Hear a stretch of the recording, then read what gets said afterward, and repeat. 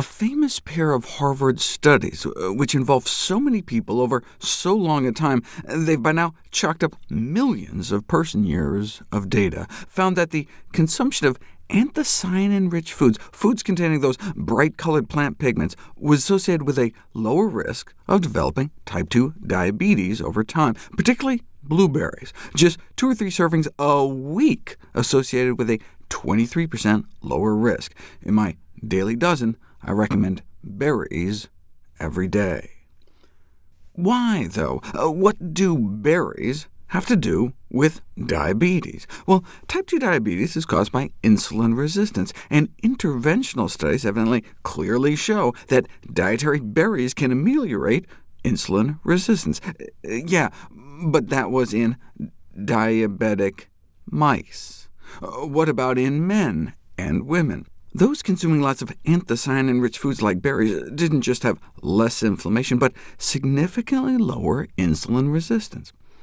OK, but by how much? By as much as you would get walking like an hour a day, 7 days a week. Wow, how many berries were they eating? That was for 35 milligrams of anthocyanins a day, so like a cup of strawberries or cherries, a half cup of raspberries, or just a quarter cup of blackberries, or even just a few spoonfuls of blueberries.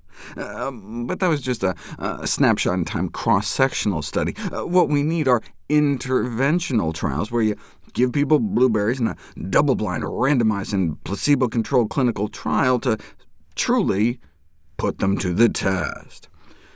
OK. Here you go. So they could fake people out with a placebo, they used powdered blueberries, the equivalent of about 2 cups of fresh blueberries worth in a smoothie, and got a significant improvement in insulin sensitivity. 2 cups is a lot, though. Any benefits for just a typical half-cup serving? This study demonstrated a significant reduction in postprandial oxidation, meaning all the free radicals created when you eat some sugary breakfast like cornflakes. Here's the antioxidant capacity of your bloodstream, taking a nosedive 2 hours afterwards as your body tries to cope. But eat it with a half cup of blueberries, and you start out higher and stay higher after the meal. Note they also tried just adding a quarter cup of blueberries, and that was clearly not enough, so we should strive for a full serving.